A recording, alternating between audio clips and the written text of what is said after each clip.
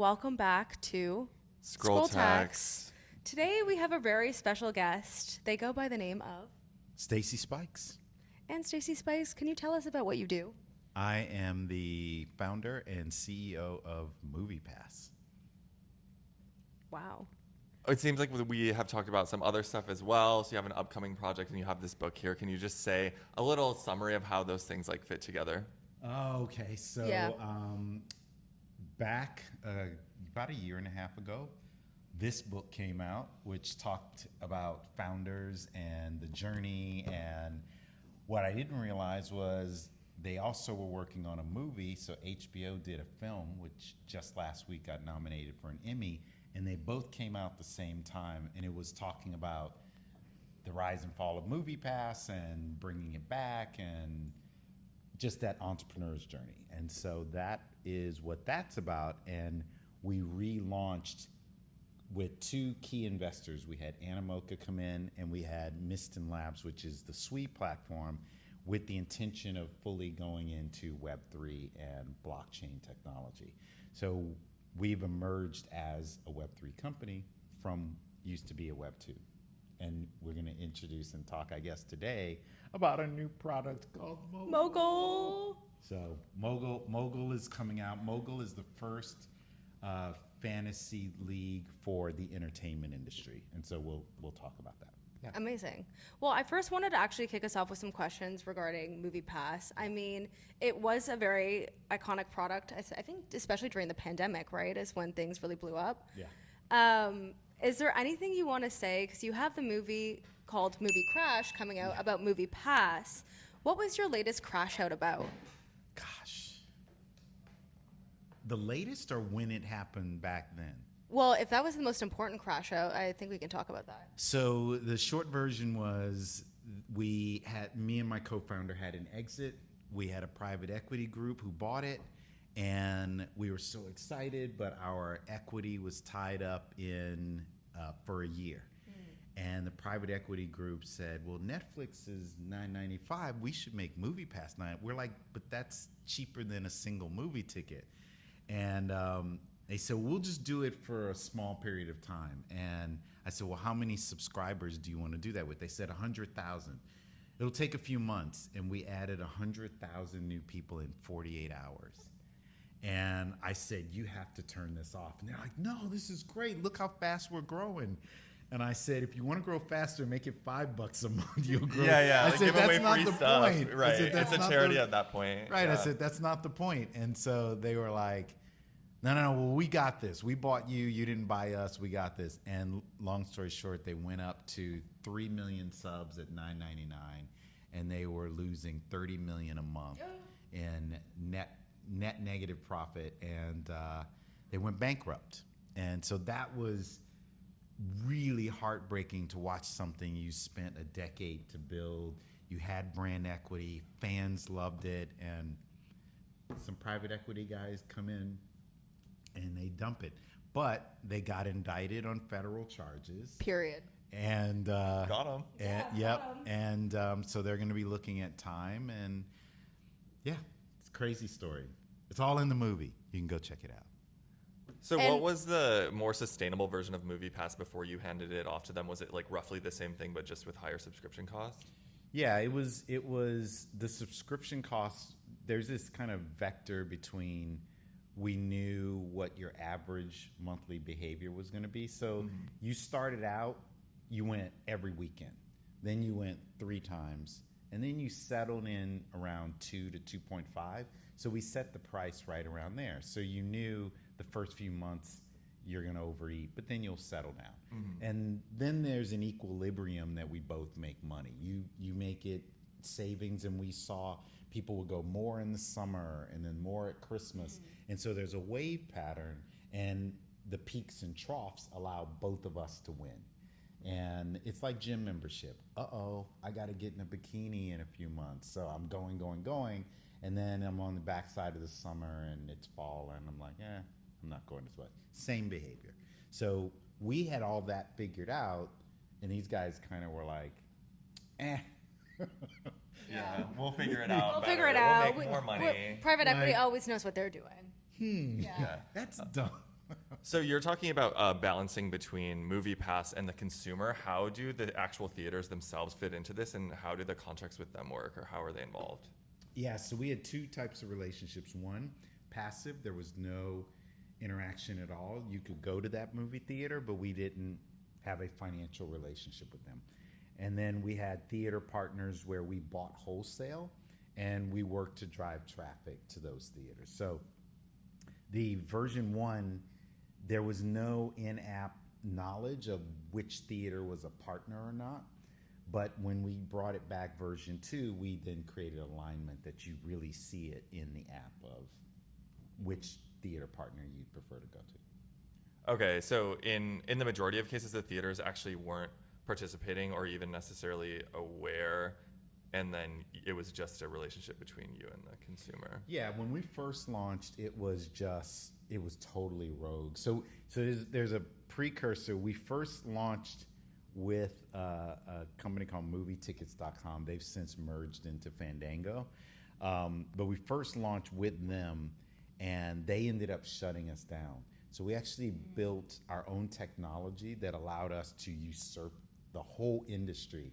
So our relationship was, we got a bunch of fans that gave us money every month, and then we went out into the market and we bought wholesale, and we were managing the difference. And so because theaters could literally see that we were making them money, driving them more traffic, more and more theaters started saying, hey, I want to partner with you.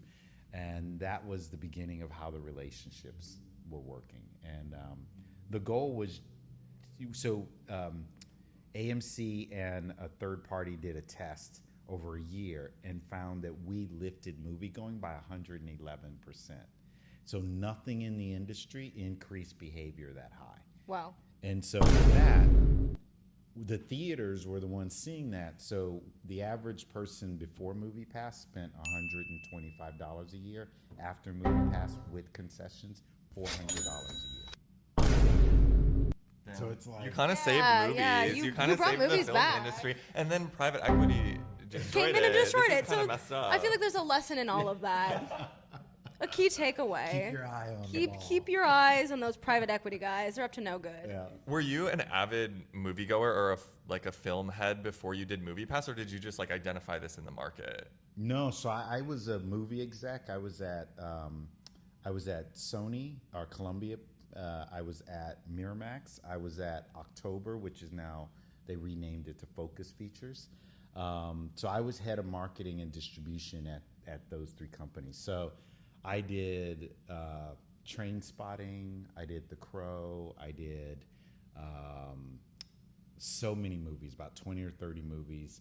And then I ended up starting my own company that was kind of a marketing and a film festival.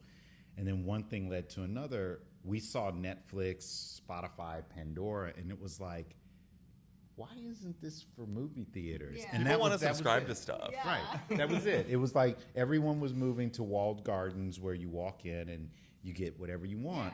Yeah. And you need something that people do often enough. So like concerts is hard because there's not enough concerts all the time with the music that you want to see. But movies are open 365 days a year. There's enough content for everybody. And so we were the first ones to create theatrical subscription. I also read online that you previously worked at Motown Records. You're going way back. So funny story. I was in a band, and I was supposed to go to college, and I told my parents, I said, I'm gonna take a gap year. I'm gonna take a year off. So I went out to LA. My dad was like, how much money do you have? I said, $300. And I don't think I went from Houston. He says, I don't think they believed I would get past Albuquerque. It was like with $300, but I was determined, and I went out to LA, and just at that time, Berry Gordy had sold Motown to Universal. So it was in Detroit. So he sold it, and they were now restaffing it and in LA. And I got a gopher internship in the art department. And they ended up having this group. And to think about it, back in the day, there's Stevie Wonder, there's Diana Ross, there's all these old classics, and the product managers were managing them. And they had this doo-wop group called Boys to Men, and they were like, and you want this kid? You can do it. And it ended up being, that was my first group ever. And by the time I was 21, I was representing Boys to Men, Queen Latifah, Eddie Murphy, and Spike Lee by the time I was 21. And I was featured in Hollywood Reporter's 30 Under 30, and I was 22 years old. So that was before I even gotten, and so I was doing soundtracks, and we broke the record for Elvis Presley had 52 weeks at #1 with Boys to Men, End of the Road. We had 53 weeks, and to this day, Whitney Houston has it at 54 weeks with I Will Always Love You. So I was 21 and we broke the world record, which was Elvis. Like, you break Elvis's record. And that was on the Boomerang soundtrack. And then so one thing led to another. I kept doing soundtracks, and I get a call. Sony wanted me to come and do Bad Boys. And so the first Bad Boys, I did the soundtrack, and we had the #1 movie, the #1 soundtrack, the #1 video, and the #1 single in the world, all at the same time. And I'm like in my 20s. I wouldn't have even graduated from college yet. And my parents were like, what do you do? I was like, my dad was a teacher and my mom was a nurse, and I didn't have a real job. I was playing, in the movie industry. And right, it sounds fake to me as well. Yeah, just like crypto. I mean, it seems like there's a we can relate. We can relate. We understand. I mean, look, can't relate to all the clout, but I'm in the liner notes, and it's like, that's not a real job. It's like, okay. Yeah. You're like, well, you don't get money. So I was gonna say, moving the needle through music to movies, now to crypto. How did you make that relationship between your careers?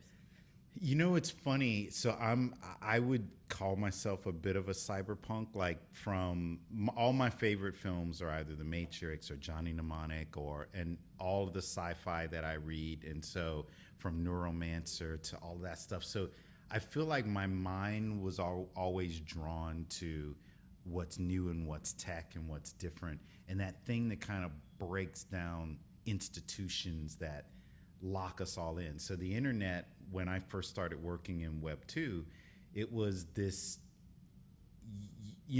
we still have 5 entertainment companies that control what everybody watches on planet Earth.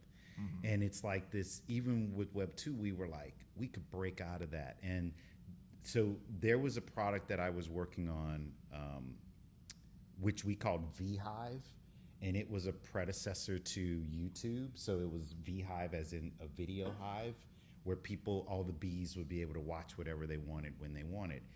And so we were playing with that stuff. So I have this natural tendency. I'm on my 5th generation VR headset. I'm on, so I just feel more comfortable playing in the future. And once we started seeing how you can become decentralized and you can really empower communities more, I think as AI starts to affect and clump, those who have power will have more power. Mm-hmm.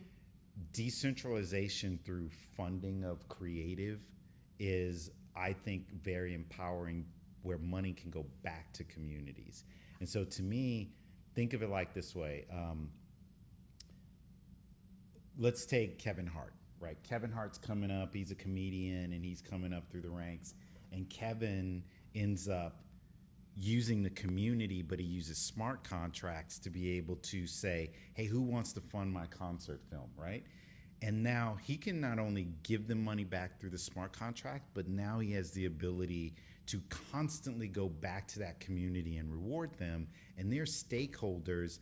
And now every time he does a concert film and he moves up, he has a funding source that he doesn't have to go to a studio, and he doesn't have to go to a bank, and he gets to stay completely outside the system.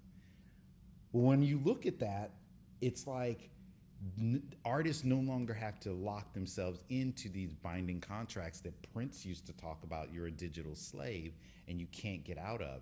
So to think that you could actually now do that with smart contracts, I've been in the industry 20 years. It's here. A person can stay creative, stay outside the system, and completely finance at the community level. And all that funding goes back to the community that they came from. Mm-hmm. So that's what excites me about the space. And so I'm always trying to play in the future. So yeah, I think that like on a theoretical level, what you're saying makes a lot of sense and is kind of the narrative that has been going on for artists for a while. Are there any concrete examples of that happening in the recent past where you would say like, oh, I think this is the correct implementation of, smart contracts to compensate an artist? I don't think it's hit properly yet. I think it's still a little bit early. I think the things are getting ironed out. But I think you're going to have to find people who, we're still not at the place that there's enough capital there and there's enough understanding and the community is comfortable enough that your mom, sister, brother, uncle, grandmother are going to be like, hey baby, yeah, here's crypto for you to go play with. So you still need a lot more adoption, but when you're getting much cleaner fiat rails that are allowing people to put money in, where one of my biggest complaints was, are you serious? I got to go through this to do a wallet? Like, wallets were so painful. Mm-hmm. It's like you're never going to get liftoff if you keep the wallets that painful. But when you see how when we did our deal with them, number one thing was we talked to several level 1 chains, and it was like, the first couple of minutes in the SWE meeting was, yeah, we use social login to create your wallet. And you're like, sold. Yeah, we're done. Half the sell right there. I literally said, we're done. That's it. I said, good. I can use my Google, login. And they were like, yeah. I was like, thank God. I mean, there was such pride and are you a cold wallet? Are you a hot wallet? Are you this? Like normal people don't care. Yeah, they don't care. Where do you put your word and how many different places did you hide the different parts and not keep it in your phone and you got it tattooed on your ass? And it's like, why? Why? It was just so difficult. It was like, I remember I've got my MetaMask and then I've got this, but I'm doing that. And it just was like, all right, this is too painful. And so the more and more you reduce that friction, and see that still needs to come down because it's still a little bit too hard to get Joe Public involved, where Joe Public will give you money if they don't have to think about it. Right. So I don't think we've seen a true full example of that, but it's coming. It's inevitable. Do you think that Mogul is an example of that, or do you think that it's kind of a deviation from that in some ways? No, because Mogul has fiat rails and it has crypto. It'll have both, and then it makes it seamless no matter how you want to play. Because we care about ease of use, not I want to be only a crypto diehard and just say, our way or the highway. It's like, no, make it so easy for everybody. So I think we're coming at it from that standpoint. We don't see the logic in artificially creating friction. Right. It's like, why are you going to make it harder? Like literally people who were like, you're going to allow fiat? Yeah. It's like that's what people the rest use of the world fiat. use. Yeah. But people were saying like that's a crime, right? If you don't make them go into first a wallet, convert, and then come in, why? Like, but that's you would get pushback on people who felt that you needed to be purist. You need to only accept crypto payments. And it's like, but that's such a bad business model. When you talk about this like Puritanism, who was that coming from? Was it people in the not individually, but I mean, like, was it investors or was it like people who you were talking to that were already in the industry? When you're trying to build something or you're trying, so I'm not an engineer, right? But I'll go to somebody and say, hey, we want to build this. Well, you shouldn't do it that way. Well, why not? because the community won't accept you. But you're not trying to cater to the crypto community. That's the problem. I think you're Period. trying to cater to the mass public where there's actual money. We want people who, so I like the technology, and the reasons are you can reward people better, you can reward them digitally, you can give them things that are digital assets that are valuable, that they can move with them, they can take around. If I want to give you a limited edition signed autograph poster and turn it into a unique NFT, this is the only place to really truly do that it has value, that if you later wanted to sell it, you can do that here. You can't do, the internet is how you might move it around, but the storing and the holding of value, you can only do in crypto. So I want to make that world as easy as possible for everybody. And I don't want to say to, there's literally in the U.S. alone 66 million people who go to the movies every year, right? Why am I going to make it hard for any of them to not only go and use the platform, but have digital collectibles, have artifacts, have really cool experiences? Why would you even think to go that way? And so when we were going to build stuff, the constant pushback was, if you don't cater first to crypto community, you will not get market adoption, and therefore you won't scale. And we want to go there because we believe it's important, and you need that leadership to lead. Just like on Web 2, Amazon building first digitally was very important. It was going up against Walmart. It was going up against brick and mortars. I'm a digital company. I have no physical footprint in any way, shape, or form. So I understand it. This community is very important to us because the technologies that are sitting there. So you do need them to lead, but you don't want them to say, I'm not going to lead if it's not purist. Maxis or not maxis, Yeah. that whole conversation. Yeah. Some compromise, it seems, is necessary. I think this conversation will be easier to have if we have more context about Mogul, so maybe we should Yeah, I was gonna say, start at the beginning with that. can we Yeah. get a quick synopsis of Mogul, the platform, and what the product does? Okay, so Mogul is the first fantasy sports league for Hollywood. And so the idea is, the way fantasy sports work is you are an imaginary manager of a team or a company, and you're going to pick certain athletes, and you're going to pick certain teams or teammates, and you're going to build a team, but it's actually tied to what happens in the real world. So if that week your athlete scores this many goals in soccer, you get those points. And if you're competing against someone else and they drafted different people, you are competing against that week's real world numbers of what they do. So we said, well, what if you could create your own movie studio, virtual movie studio, where you pick what movies you think are going to do and how they're going to perform, the actors associated to those movies, and the directors associated to those. And you can compete peer-to-peer, or you can compete against the master leaderboard. We're starting with play money, but ultimately it's going to be with real money, and it's going to be on a global scale. So people go to the movies 10 times more than they go to sporting events, and they watch more movie entertainment than they watch sporting events. And so we know that that marketplace is 10 times larger, and I think fantasy sports is a $1 or $2 trillion business. And so we know that there's a massive marketplace. No one has ever figured out how to tap into it, and we think we can crack the code because we come from movies as our DNA. I was going to ask, based off of this concept, who would be your fantasy team on Mogul? Why are you going to put me on the spot like that? Well, We need to know. Your We need to all-star know, team. yeah. So usually you're looking in near time, right? So you think of things. So let's say the summer coming.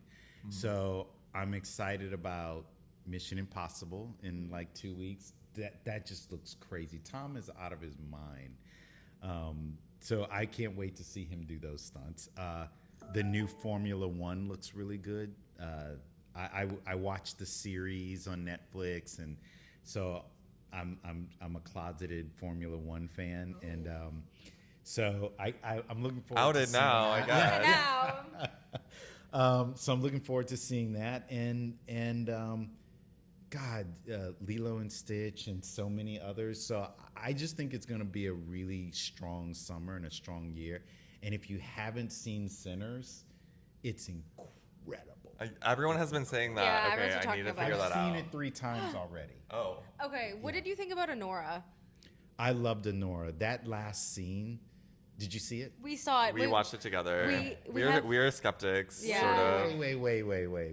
What do you mean skeptic? Okay, maybe skepticism Yeah. is not the right way to put it, but But we it was weren't like okay. big, massive fans of it. Did like, you see it late or early? Because usually what happens is it gets so hyped up.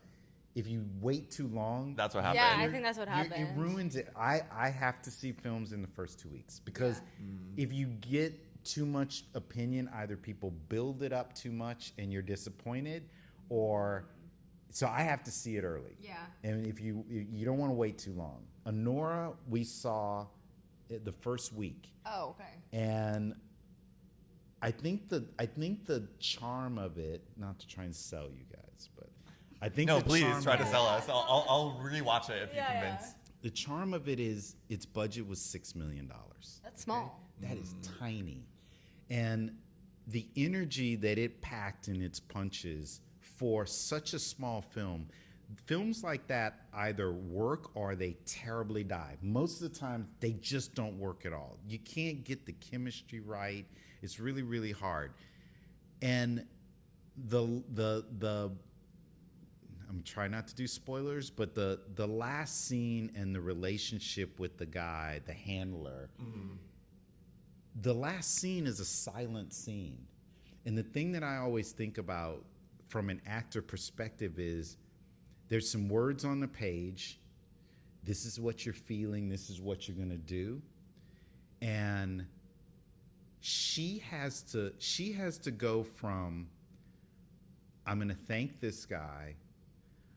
I hate what I do for a living, and my whole world is about to fall apart, and I'm gonna fall apart in this man's arms, is done in 3 minutes, and her migration across so many fields of emotions. And the camera's right. We're doing a camera right now.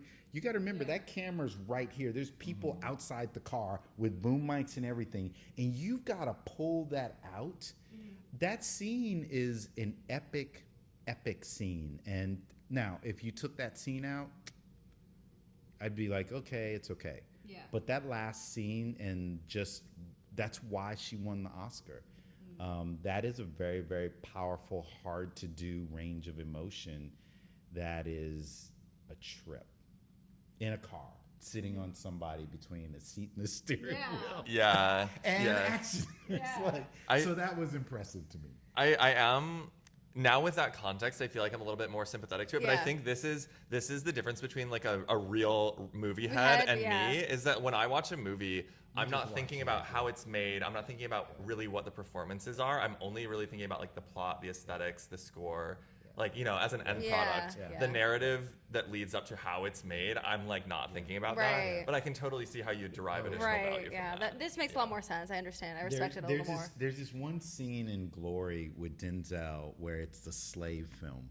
And there's this scene where he's told, you know, he has to be whipped. And the camera, he walks up to this post, and he grabs the post, and he's bracing himself to be whipped. And then the camera comes and it locks in on Denzel, and Denzel's looking straight into the camera as if he's looking at us. And he's being whipped, and you see each time he's getting hit, he's flinching, but he's not flinching. And then a tear rolls down his face. And all I sit there and go, how did you do that? How did you do that scene like that? And that's because I originally wanted to be an actor. And I always come from the perspective of how could I possibly get into that level of emotions and pull that off? Because you got to remember, we start thinking, oh, we just captured something that is there. No, there's somebody, you're doing 40 takes, and somebody's saying, wrong, do it this way. Wrong, do it that way. No, say it this way. No, do it that. And you sit there and go, when somebody gets it right, there's a famous story about when Denzel does Training Day, and that King Kong speech, King Kong ain't got shit on me, that whole speech at the end, the director said he didn't have any of that written down. That was all, he just came up with that. Who the fuck do you think you are? You know who I am? King Kong ain't got shit on me. That whole speech is not in the script. That blows my mind when that, because the person has to, we don't do that in our life except when the cop pulls you over. It's gonna give you a ticket. When it's real. Officer, please listen. You act then, or you're slightly in trouble. But no, I have to create a character, right? Yeah. That someone else wrote and came up with, and I've got to embody this thing. Right. That's magic. Yeah. I'm thinking of writing a book called How to Watch Movies. Oh, that would actually I be need that interesting. so I need bad. that too. Yeah. Okay, As you can tell based on what I just I said. have the outline, and I'm working on the chapters, but it's everything from what theaters to go and what to look for and how to. It's like if someone is loves sushi and they take you to a sushi restaurant, and you think, oh right, you're right. No. Yeah, no. Literally. This is tuna. process, This is yeah. this. This is salmon. Probably dip it in the soy, Right. yeah. How much wasabi? Like you really gotta. And so I'm thinking of, because I think sometimes people would benefit if they knew how. Like, don't just get the popcorn and eat it. Yeah. There's things to consider that go into how something's made. The craftsmanship is makes you appreciate it in a different way. Can you give a really brief list of tips? Are you equipped to do that at the moment, or does it need to be in the book? I was gonna say I would love to hear Yeah, I some need the tips. movie going alpha. So let's take. So I'll give you an example. Dune. I'm going to take different. So the first thing I always tell people is, movies are like music. You're not going to go watch Beyonce or Taylor Swift at the Blue Note, which is a jazz, for those who don't know, is a little jazz cafe around here. And you're not going to go watch a jazz quartet at Madison Square Garden. The venue has something to do with your emotional experience. So you want to see Dune on IMAX, right? But you want to see a Nora in an art house. You really want to go with that right crowd. When you go and watch a children's film or a kids film or a Disney film, go between 11 and 2 when other kids are in the audience, because you get a totally different experience than if you go see it at 7 or 8 or 9 o'clock at night with adults. I'll give you an example. Everyone trashed Snow White. Okay, it wasn't a great film. But knowing where to go and how to watch it, I went when I knew kids would be there before their naps. And there was this little scene where she's about to bite the apple, and this little girl yells out, "Don't bite the apple!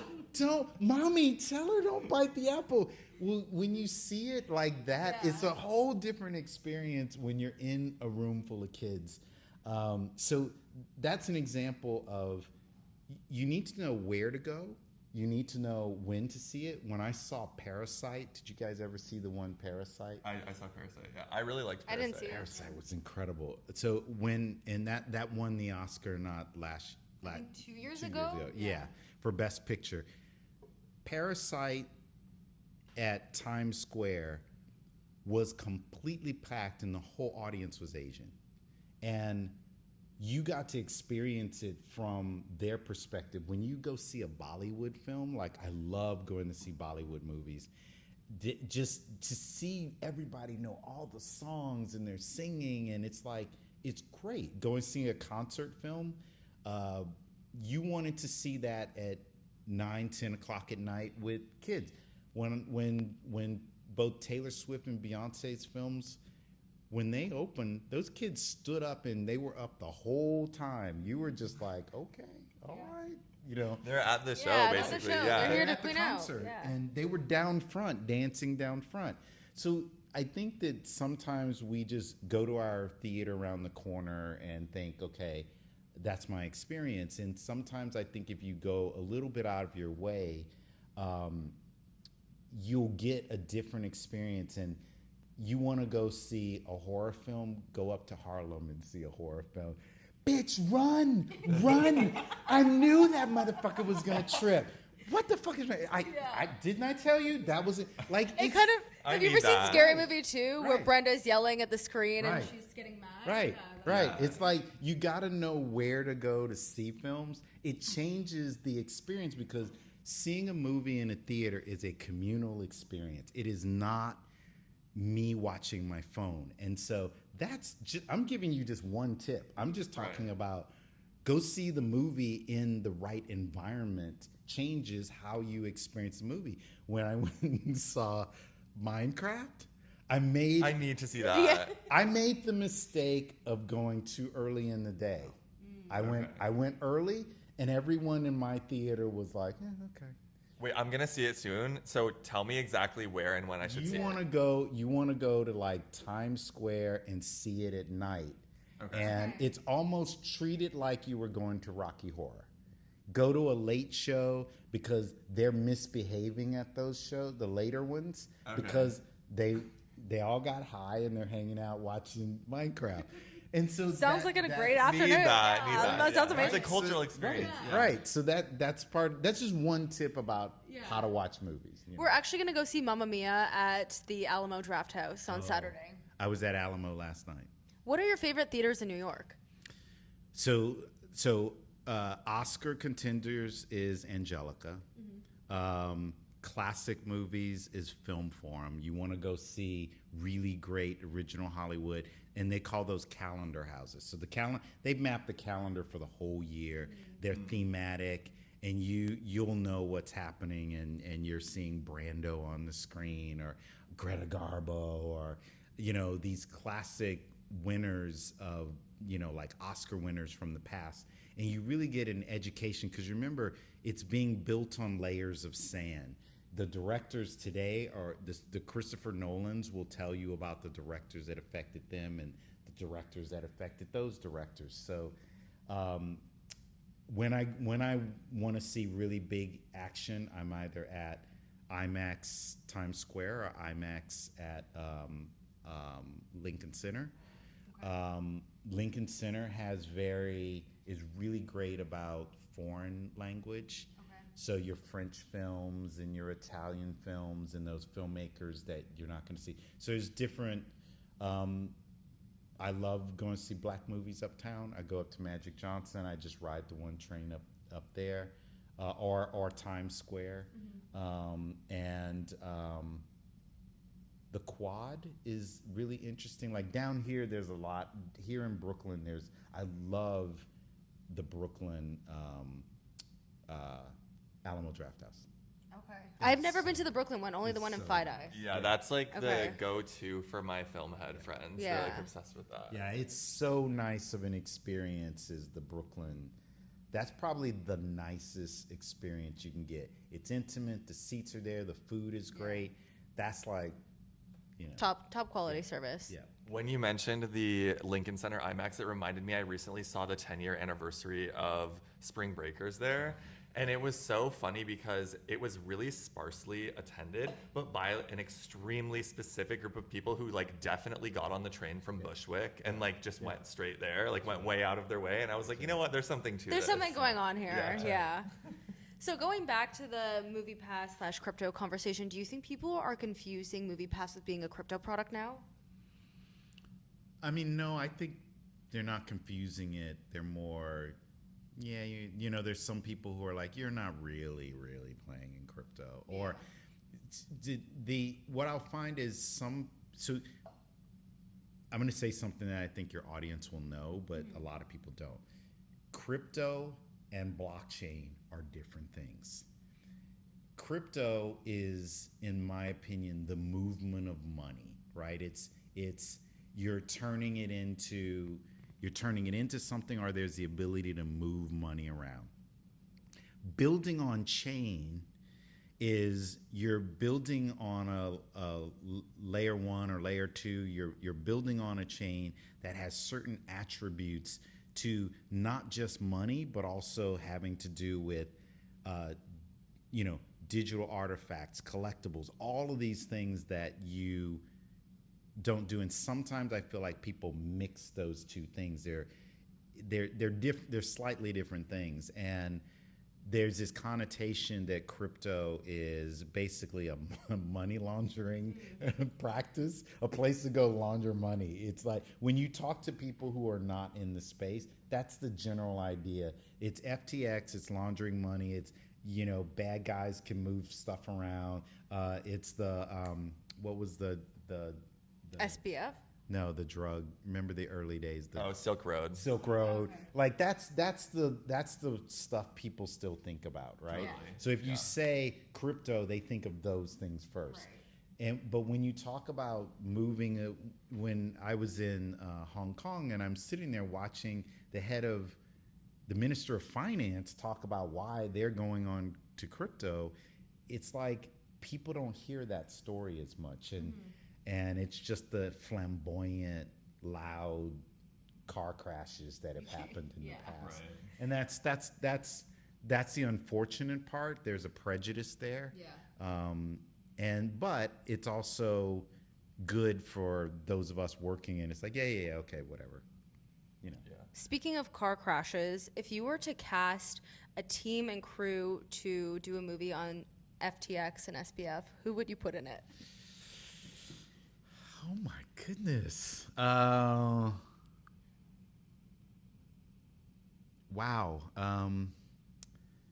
That's a big question. I don't know right out. That's a tough one. I'm literally going through all of these different people, but you would want, I would think you start with the right directors, because if you put the right director, that director is going to build. It's not who the actors are. It's the director in that vision of telling the story. Are you going to tell a story of crime? Are you going to tell a story of an entrepreneur, dreamer who got off track? Or like how do you want to tell that story? Some directors aren't going to get into the nuances. They're not going to get into the human story. They're going to give you the when you see the reality TV shows that are just doing the headline. But if you had a Christopher Nolan do that story, you're going to end up with stuff that's so deep because he gets into detail and he gets into the obsession of time. If you get a Martin Scorsese who does it, Marty's going to give you the gangster side, right? He's going to give you that. If you get a Spike Lee who's going to do it, Spike's going to give you, he comes with a swagger to his stuff. You're going to look for the characters who just have some cojones on them, and they're going to change the world, and they're going to come in here and it goes wrong, right? And so I would first frame the director or the director-producer team, and then just say, well, I know what they're going to do. And that's how I would think about it. Do you think that there's any director that would be particularly good at justifying his behavior or making people like sympathize with SBF and crime? Yeah. I mean, I think all of those stories have the same thing. I don't think anybody's like, I'm going to be evil and I'm going to destroy. And I feel like I know some of those people. I don't know. No, I think it's greed. I think it's, I want to get rich. I want to make money. I want to be successful. I want to do these things. And then your path to get there, you cut corners. And then it's like, uh-oh. It's gone out of control. I cut too many corners, right? I think it's that, not... this is, your question is perfect. This is, when you first saw Star Wars, Darth Vader was bad, okay? Yeah. But over time and over the movies, we went to Anakin, and then Darth he was no longer bad. He was just on a side that we didn't agree with. So I think that everybody, if what's great filmmaking is you start with what you think you know and what you think it's going to be, and there's something surprising, and there's a Mobius effect. The really bad guy who you thought was bad has some good in them. And the person who you felt was taking down the bad guy, you find there's a bit of dark in them. And if a movie can truly do that, then you end up leaving the theater with an expanded view of humanity. If everybody stays cardboard, then the movie didn't do much work. If, oh yeah, that was a bad guy, and he was a bad guy at the beginning, he was a bad guy at the middle, and he was a bad guy at the end. I love when Christopher Nolan is so good at making me like the villain. He takes Bane and he says, I want to go and change the world. And he's doing his thing about, he really wants a greener, peaceful world, but he feels like I have to be the person who brings that world into existence. By any means. By any means necessary. It's not going to happen on its own. So, when you get Thanos, who I'm going to snap my fingers and half the people in the Avengers is going to die, it's like the movies have gotten better about them giving you a full person rather than giving you a cardboard person. And I think that's what a really good movie should be able to do. And so I think there's a story that maybe these are young men or kids who started on a path of good ideas and they took shortcuts, and those shortcuts had a price. So what I'm hearing is SBF needs like a Tony Soprano anti-hero arc so he can become likable again. Or however, in the hands of that director, they want to tell that story. Maybe you hate him at the end, but if you really want to show humanity in its capacity, there's a great saying that I love. When you do something wrong, it's because you're a bad person. When I do something wrong, it was because I had a bad day. Right? So true for me. Yeah. And so what we think is, when we see somebody get out the car and there's road rage, it's because that was a bad person. We don't go, that person had a whole bunch of things over a long period of time that happened that caused them to get out of that car with that baseball bat and just lose their shit. Yeah. And so what a movie needs to do really well is show you had a bad day, not just that you were a bad person, because it's too easy. But if I can make it that you had a bad day or you had a bad series of days and then you just said, fuck it. I don't care anymore. Like when in Falling Down, did you guys ever see, it was with, I'm drawing a blank on his name, but it's kind of like in the spirit of Dog Day Afternoon or Scarface or any of those films where the guy starts out, he's a little shady, but then he just goes all in. It's like, well, fuck it, I can't be a good guy anymore, so chips roll in, let's be a bad guy. Then, Al Pacino's like, that's okay, she don't love me. Say hello to the bad guy. I make it safe for you to speak here. And when you see Jack Nicholson's character in A Few Good Men say, you sleep at night because I defend the wall. I make it possible for. So he goes from a guy who we really respect and he's a good guy to, he doesn't have any appreciation for any of us as people or our civil liberties. He's just,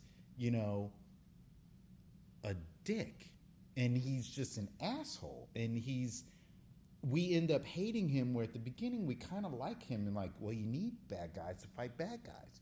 But then he says, yes, you can't handle the truth. Yes, we did kill that kid because we needed to, because he was weak.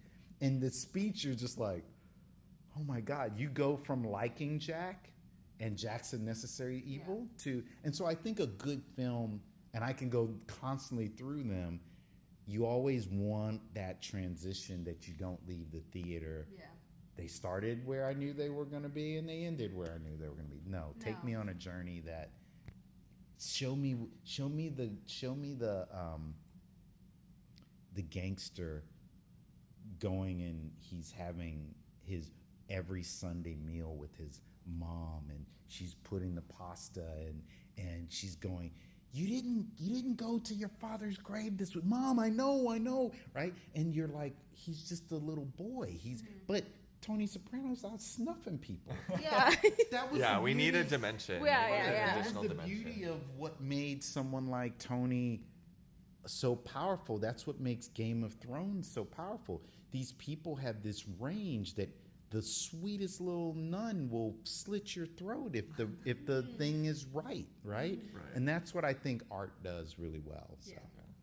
I want to go back to Mogul for a second. Yeah. So you were comparing it kind of to the existing like sports betting and draft market. And so there's two directions that you could have taken that, one of which is straight up betting, so just the financialization of movies, but instead you decided to gamify it. Can you talk a little bit about that decision? Yeah, we just didn't feel like so first off, us as a movie company, everybody around us, and we do it ourselves, as the weekend's coming up, we're all like, what do you think it's going to do?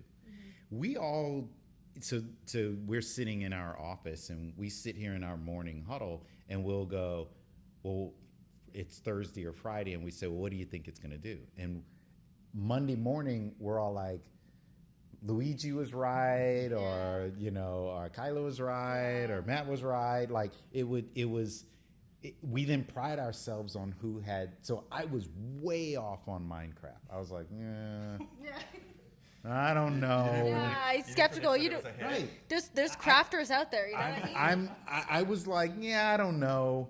Yeah. And Luigi goes, it's going to do 100 million. I was like, no way. Is he a crafter? Is Luigi a Minecrafter? Maybe, but we don't know. Okay, he must have insider info. Okay, so but why not do like a pumped up fun style game where it's like the thing comes up? That is a very good question. So pumped up fun is the audience gets to make up their own bets. Okay. So I'm gonna get technical for a second. Okay. The audience gets to make its own bets. So how many times is a president gonna say I'm the best, or how many times is this gonna happen? They make their own decision about something. When you're doing the entertainment industry and it's pre-recorded content, you don't want a scenario where Jim works at the studio and he knows I was going to ask about this. I was going to say he's going to front run it. Leak that, right? Yeah. So you're working with pre-recorded content. So you need to deal with the variables that are unknown, which is behavior. What is the Rotten Tomatoes score going to be? How many people are going to go?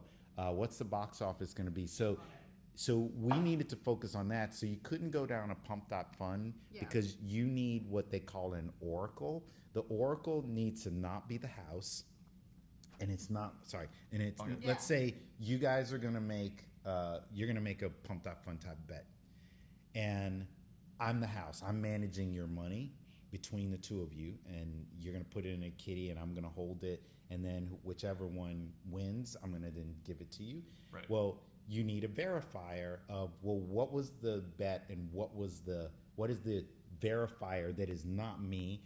I know you and I'm going to give you an advantage or you an advantage. Right. So in order to make those systems work very cleanly, you need an oracle of data. So like in the sports world, the score or the outcome is nobody knows what's going to happen. And that's why we felt it's safer going into the fantasy league than to just try and do. Pumped Up Fun is required to have a lot of volume, which means you need to let your audience just make up whatever they want all the time. Wait, I just want to clarify, we're talking about polymarket here. The polymarket betting is what you're talking about. Yeah. Yes. All good. It makes way more sense. I got my P's mixed. Yeah. So we didn't want to go in that direction because of that. It just, and then you have to become the oracle and the verifier and the referee. So you then need to spend human capital if the numbers start getting large, you need to become the house and verify it. And Right. it just gets, it's just a lot of heavy lifting, and we didn't want to do that. Yeah. So basically, like, you didn't want to do the market making aspect, and that kind of the way of getting out of that, and honestly creating a better, probably more fun experience in the Yeah. process is just to gamify it. Yeah. And over time, being a mogul, building a studio and launching there first as a brand concept we had more alignment around, I'm going to make my own studio, and I get to name my own studio, and I get to go up against your studio. So if Kyla picks Wicked, and Wicked cost her $200 million to make, but it only made $400 million, and she 2x'd her money. But if you do Honora, because I know how much you Yeah, love it, 6 Of million course. in. 6 million in, and you made 60, you 10x'd your money. And so even though she spent more, she only made 2x, but you 10x. So your portfolio outperformed her portfolio. Right. So there's things like that you're able to do that you get to look at and possibly do. Are you gonna have any celebrity endorsements for Mogul?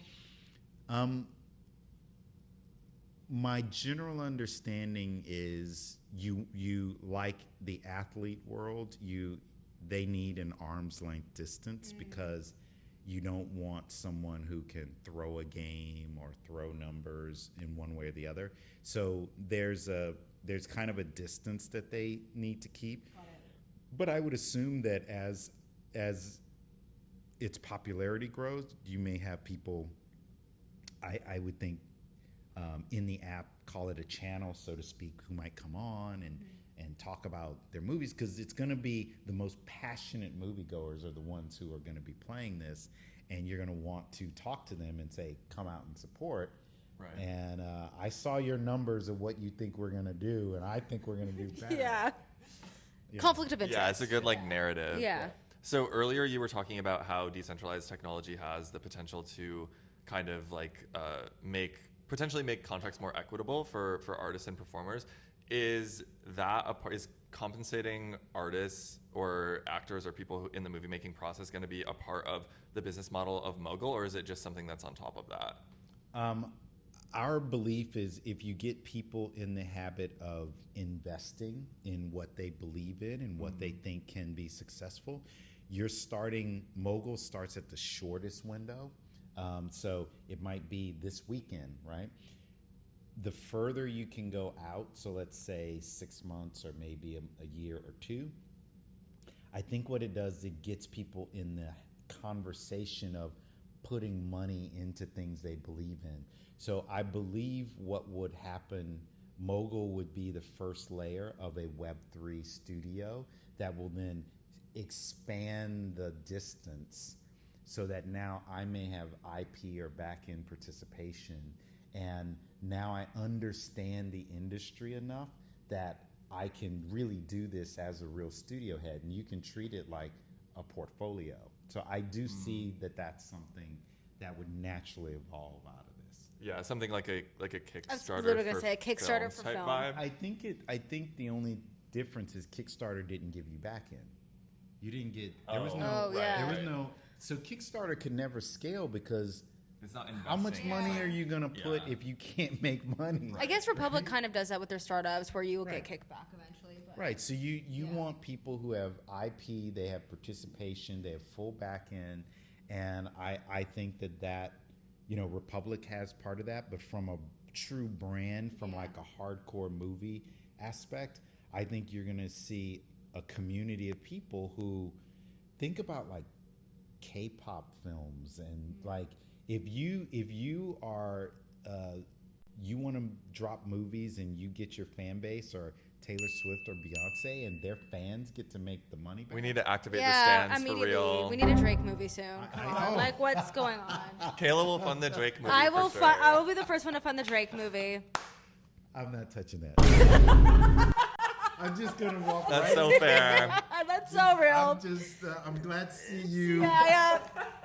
Someone's Go got to out do on a it. limb. Yeah. Wait, yeah. what are the Drake fans called? Not everyone has to be a a A Drake fan. stan? I don't know. Oh my God, the stands don't even have a name. Yeah, That's I know. so sad. His fandom doesn't have a real We need to name. get the community Oh my popping I so they can know, fund I this know. movie. He On Mogul. yeah, he should have a movie so he can fully tell his Side of the story. So Drake, if you're listening, we want a Mogul partnership. Yeah. So We'll make it just happen.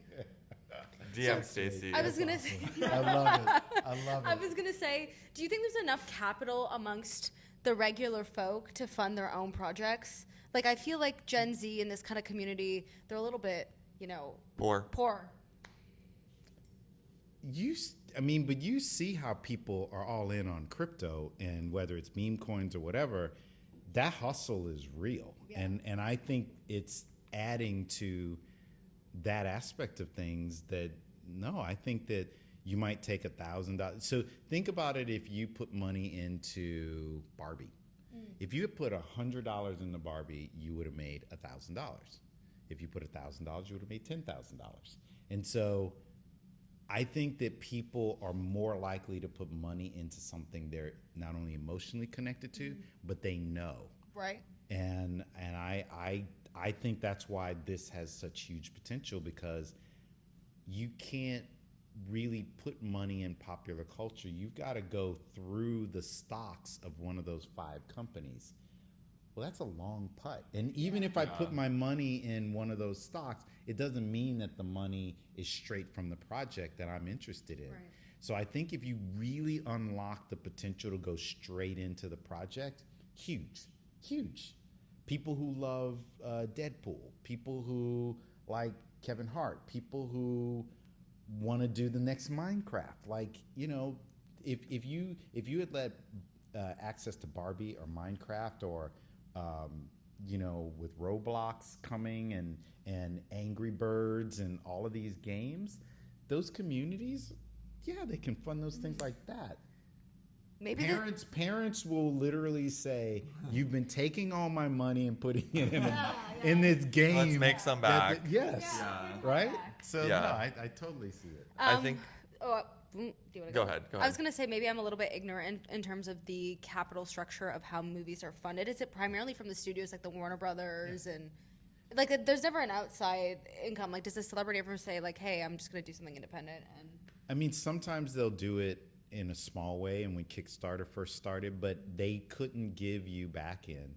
Now that's starting to emerge, but no one's doing it on chain. What's beautiful about on chain, again, why I think this is such an important direction, is you can have a trustless system. Hollywood's known for creative accounting where stuff disappears. If you've got smart contracts and it's a trustless system, you can't do that.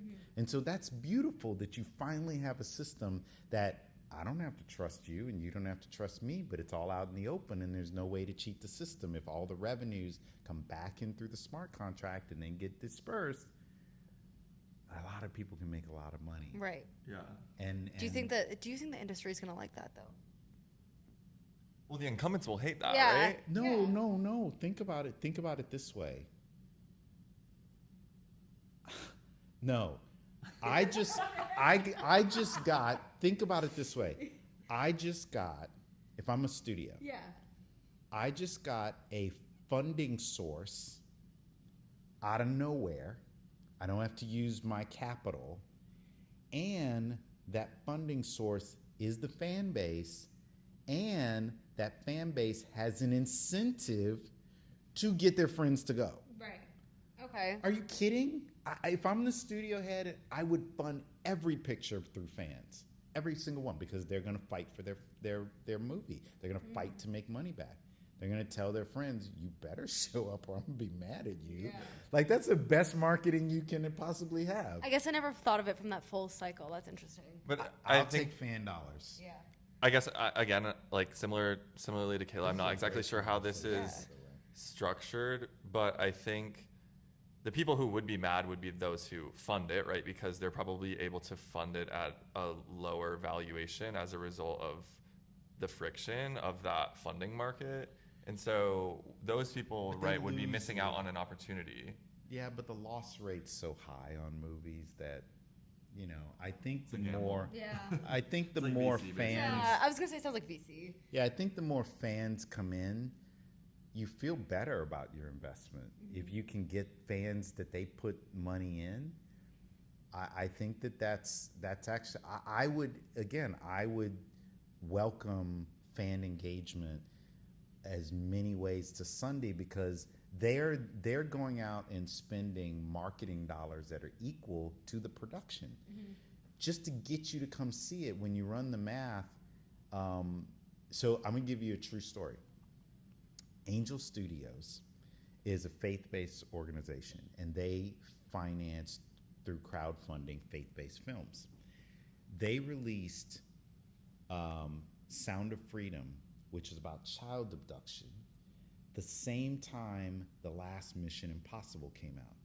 It outgrossed Mission Impossible because of the fans. And the fans went and got their friends, and they went in busloads, church groups, and they went and supported the film. It outgrossed Mission Impossible. Had you heard of Sound of Freedom? I've never heard of this. No. Yeah. Yeah, But the the faith-based math- community goes hard. Yeah, they go hard. Yeah. And so any community, when they put their money into something, they're gonna go hard. Do you think the Beehive is not gonna roll out? Oh yeah, the Swifties. The Swifties are gonna roll Crazy, out. yeah. The Drakes are gonna roll out. Kayla will be renting a school bus and packing it up. Yeah. You will be telling everybody, you better be there. You better show up. Right? I'm gonna get all of I have money on the line I here. got money on the line here. Right. Family members are coming. Yeah. Right? So Bring your kids, bring your dogs, Right. your dentist. Right. Yeah. So that's why I'm saying I think it is the future of entertainment. And it's passive income. It's like you can make money off of just knowing what's hot and what's coming, and you're going to know what's coming out of your neighborhood. If you're doing music and you were doing, you're going to know Jay-Z's young and he's starting out his career, and you know he's hot on the street before general population knows. You're going to make money. You're going to get paid. Yeah. I think what's interesting about this is the meme coin fiasco. There's often this narrative that, okay, hey guys, we're going to pump this coin and then we're going to use some of the money to market it. And a lot of that marketing ends up being something that resembles a creative project. And so in this like weird roundabout way, they're trying to make art or Cultural, fun culture through a meme coin. And this is just that, but in a more sensical way, where Yeah. you're admitting at the beginning, like, hey guys, the investment vehicle is the creative product. Yeah. So let's just all get on board with what we actually want to make something of high quality, Yeah. which is something I haven't really heard Seen of. from any of these meme coiners. Right. So I'm excited for people to get into that. Yeah. I think it's inevitable reality. So I got asked to, I got flown out to New Zealand to speak at Peter Jackson, Lord of the Rings, has a film festival that they do. So they asked me to come and be the opening keynote speaker last year. And I got up and I talked about this direction, and I said, I want you to imagine if the people who worked on the first Lord of the Rings in the New Zealand economy were able to invest first. New Zealand makes $250 million a year in just tourism. That's not what the films made. But think about how that would have changed the lives of all the people on that island. And that's the thing that I think is so powerful, that you can't do that unless you have smart contracts and blockchain technology. You can't do it well. And that's why this idea and why it Kickstarter didn't work before. Even what Republic is doing is at a limited stage. But once this thing connects, it's going to change people's lives, because communities create creators, and creators create content, but the content goes into 5 companies and doesn't come back out. Right. This changes all of that. And those communities, if you go to Yale, Princeton, Stanford, any of the big Ivies, they have endowments, and the endowments are people that they give money to and invest in their companies. Money comes back to the colleges through the money that they put in. Well, communities need to start doing that for themselves, and the only way to do that is through blockchain. Scroll tax endowment incoming. Coming soon, We'll, yeah. We'll be asking Hopefully people we'll be to on put some money someone's in. Fantasy Mogul. We're That would be stealing your really idea, nice, actually. yeah. We're using your model to It's fund our in the media Yeah. zeitgeist. costs. Yeah. It's in the zeitgeist. There you go. Exactly. You know, this is the new angle we need to be taking. Yeah. Screw VC. We Yeah. don't need them anymore. Exactly. What's the timeline for Mogul? We've already pushed it to. So we've got several. We have 400,000 people already on the wait list, and so that group is broken up into waves. And so the first wave, it went last week to 5,000, and then within 2 weeks we're going to be up to 200,000, and then letting the rest in, and then we let the whole world in after that. So we don't want it to crash, and so we're gating it so that we don't go, oh, what happened? And so, yeah, when we saw that there's 400,000 already on the wait list, that's like nice. Yeah. You know. It's called Heavy. PMS. Yeah, some of you have never heard of that. Yeah. I have a couple rapid fire questions. Okay, I'm ready. Girls or Sex in the City? Oh. Neither. Oh my wow. God. Whoa, that was, I mean, I'm a Sex and the City hater, but Girls Yeah. is everything to Yeah. me. Are you not a Lena Dunham stan? But I'm a movie guy. I don't watch television. Didn't she? Okay. I feel like she had to have made a movie at some point. I Yeah. don't know. Yeah, there was, but I'm like, I'm a movie person. I do so little television because I like my medium and I love. So right now I'm doing. Did you ever see the? Show you what a cyber geek I am. Do you ever see Love, Death, and Robots? No. Netflix. How can you not have seen that? Because Okay. we just have horrible taste, it seems. How about Arcane? Did you guys No. watch Arcane? Neither of I us are like honestly- movie heads. I, yeah, like, never sorry, watch sorry. movies. This is on Netflix. This is TV. This is I mean, Netflix. I'm not even a stream My head. Netflix doesn't even work anymore since they got rid of the password features. So. I don't know what to say. Yeah, I haven't watched TV in a while. Did you guys see the article on the front cover of the New Yorker this week about The West The West Village. Village. I was Oh, featured in Kayla was that. prominently featured. No way. Wait a second. Yeah. I need to go get my copy off the desk. No, she can sign I it. can sign it yeah, for we you. can do a live Serious? signing. That's you? I mean, I was one of the people they spoke Yes. about. Yeah. That's crazy. Here we are, full circle moment. That is okay. That's so awesome. I'll sign my book and you sign my. We'll do a little trade. It's God, like a jersey exchange. swap. You That's know? so dope. Yeah, Wait, but what it were we was- gonna say? Be derogatory about it. It's But fine. no. But I was saying it was that whole point of view. I live in the West Village, and there's a part of that, but that's not all whole the West story, Village, yeah. right? Like Oh, it, yeah. it's kind of like, well, here's the West Village. I'm like, that's part. I've been here for 20 years. Yeah. The West Village still has, where Jimi Hendrix recorded Electric Ladyland, and when you go over to Cafe Wah, where Bob Dylan performed, and like there's this still stuff that's part of the village that's like makes it so popular. And Yeah. sure, there's these hot cafes and restaurants, and everybody's crowded in them, but they make that as if that's the whole village. And Yeah. I was reading an article, I was like, but that's not everything. Because I think what people are referring to is like the TikTokification of the West Right. Village, It's but the way it's presented on social media. exactly, Yeah, and yeah, it's become this destination that yeah. people want to go to Yeah. because they see these influencers Yeah. and TikTokers, and that's how it's spoken about. But it's like there's a rich, deep history of the Oh, West Village, very. and the gay history, Yeah. like you said, the music history. There's so much that's happened there. It's changed so much, and yeah, it has changed. But like you used to have all the gay clubs. Yeah. You used to see Lou Reed and Patti Smith, and I mean, I would see David Bowie walking around the neighborhood. It was crazy. He lived on Lafayette, but he was always down in the West Village, and it was like That's crazy. it's very crazy. Like I got to say hi to David Bowie. Who was one person you were starstruck by?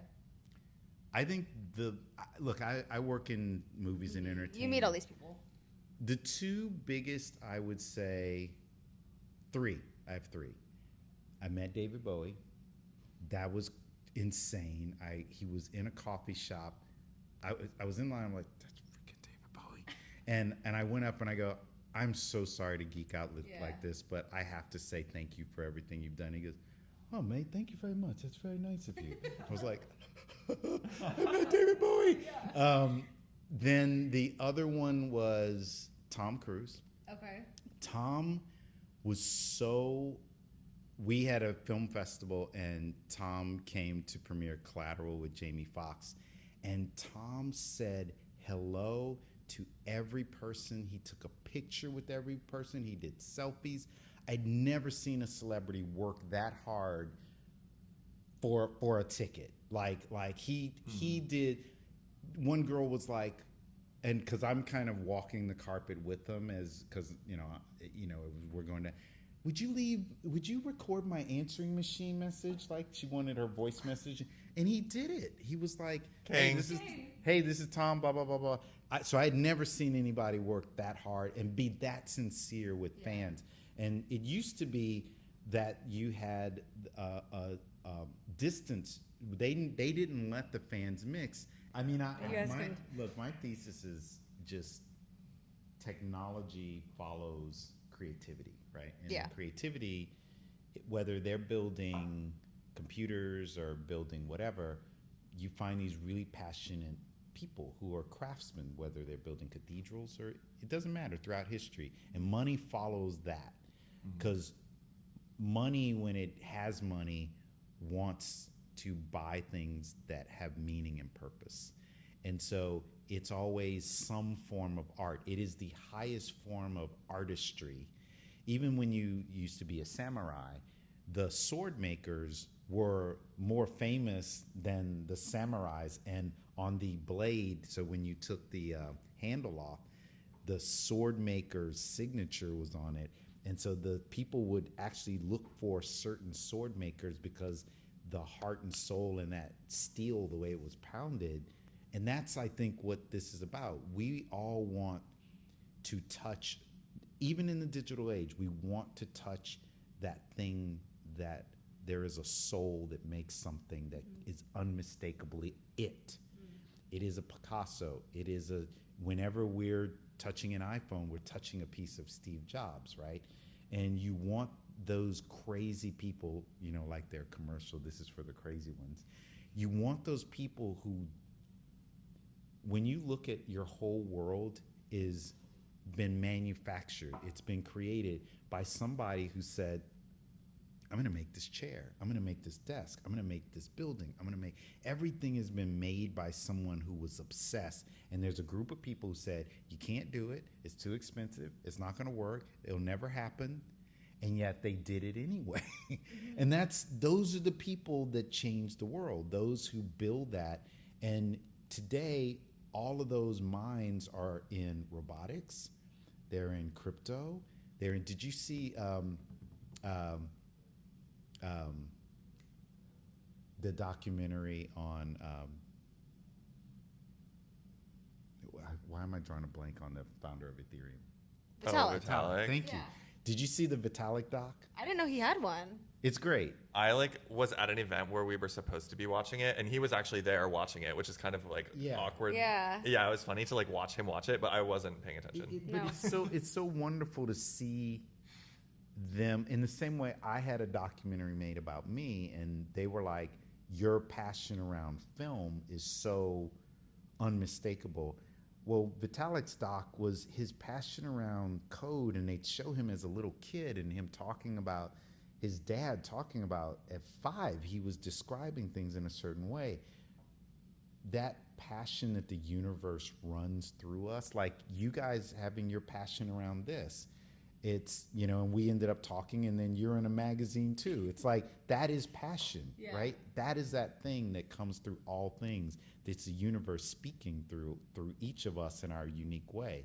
And that money follows that. Money tries to find that because it is rare among people. And you find something that is unmistakable. That person made this, so anyway. I could go on. Do you listen to Rick Rubin at all, or have you read his book? Oh, yeah. This felt very like Rick Rubin coded. Yeah. It's Rick's very Yoda and Zen and Jedi Master. He's deep, but he's right.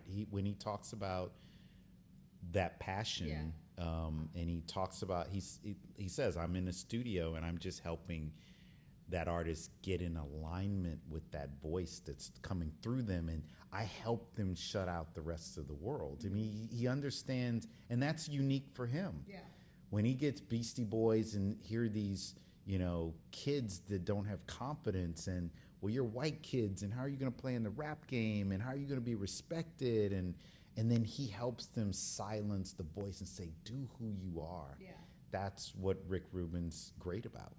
One of my favorite quotes that I always like to reference is that Michael Jackson used to say anytime he had an idea for a song, he immediately had to record it. Didn't matter where he was, what he was doing, what time it was, because he thought if he didn't, God would give the idea to Prince.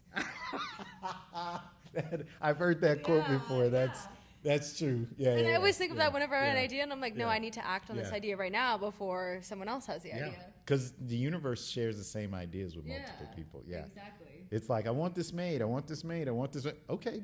Yeah. Someone's gonna go do Yeah, it. someone takes it. It's ready to be surfaced and brought into the world. So. Exactly. That's great. Yeah. I remember hearing that quote. Yeah. Do you have any closing questions? What's the worst movie you've ever seen?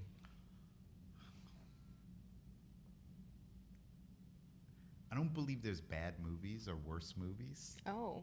I look at them on a spectrum from I found that entertaining to, oh my God, are you serious?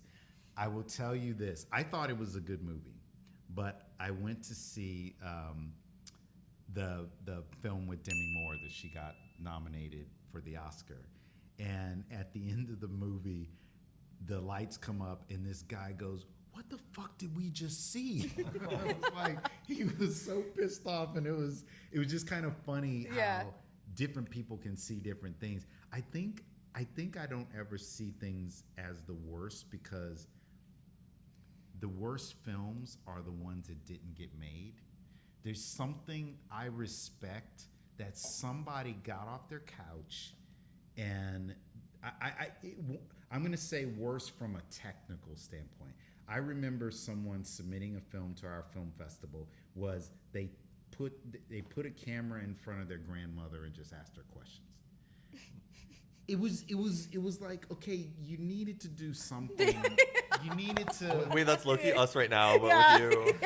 But this isn't a movie.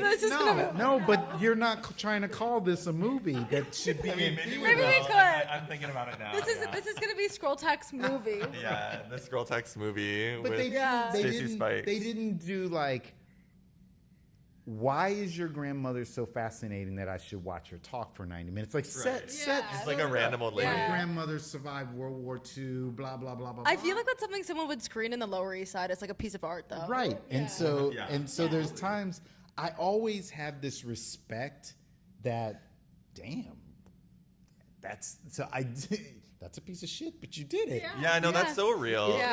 It's the people that do, I think the movies that don't ever happen, that people talk about that they're going to do. My hat is off to you. If you are playing in a movie theater, for every one person that did that, there's a million people that said, I'm gonna, and they never did. When I was working on this book and I was feeling like no one's gonna read this, no one's gonna care, my editor said, go to Barnes & Noble, look around, and know they all did it. It wasn't, and that was the point. It's the books that aren't written. It's the movies that didn't happen. My hat is off to you. You got it into theaters, especially if it sucks. Yeah. Congratulations. Yeah, you went crazy. You won. That's okay. Yeah, That's I like admirable. that. That's my view. If it's like somebody saying, who was the worst person in the Olympics? They were in the Olympics. Yeah, that's true. Right? They were in Well, the. it was the breakdancer. So that wasn't a great example. That was a pretty obvious one. She paid her way into that. It didn't count. I'm not touching it. Girls are Sex in the City. I'm not touching that either. I'm leaving it alone. I'm trying to think of other things that that you just won't answer. Yeah. Let's see. I have one last well, I guess this is my last question. Yeah. I read online that you repurchased MoviePass from the private equity bros for only $14,000, which is like the price of one Milady. It is was that true? $140,000.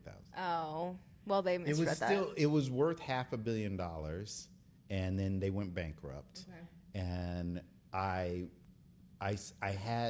put in the lowest offer that was allowed, and no one contested it, and I got it back for $140,000.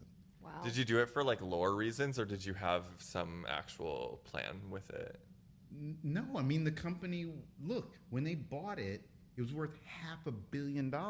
Yeah. So we went through COVID, and we were emerging out of COVID, and it was like, what else but a subscription company to help get people back to theaters?